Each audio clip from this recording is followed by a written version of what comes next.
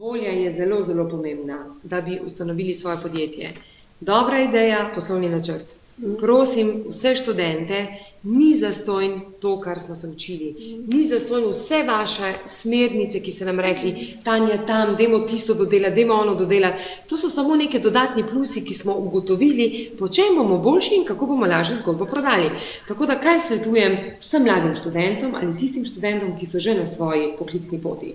Najprej, če še niso našli svojega poslanstva, naj naredijo SWOT analizo pri sebi, svoje prednosti in slabosti.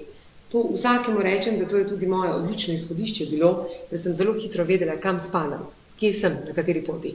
Potem pa najdete odličnega mentorja, inštruktorja, ki bo popeljal, da zelo dobro znajo vsako tisto točko predalček izpolniti s tistim znanjem, katerega potrebujejo za dobro izhodišče za naprej.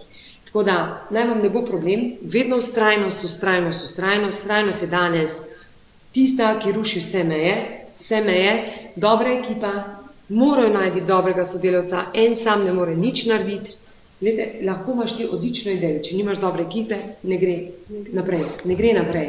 Tako da naj verjamejo, da se vsak njegov prijatelj ali sodelavec ima nekaj dobrega in to združita in bo ta še boljša, tretji bo še boljši in tako naprej. Tako da jim svetujem, da so vztrajni, da naredijo poslovni načrt in predvsem kaj naj razmišljajo o kupcu, prva misel, kdo je njihov kupec in druga zadeva, kako bojo naredili profit do tega kupca. To meni, kaj pa je potrebno kupcu prodati? Zaupanje, zgodbo in da kupec verjame, da to, kar mu prodajaš, da stoji za tem. Odnos s kupcem. Tako, to je emocija. Če smo včasih rekli, da je treba prodajati hitro, quick, danes govorimo, prodaj emocijo, prodaj zgodbo, da kupec ve in da ti zaupa še naslednjič. Če to tudi v poslovnem modelu, to s srčkom običajno označimo. Tako, in to je tisto, kar te izpopolni in te daje in kupec reče, njej pa verjamem.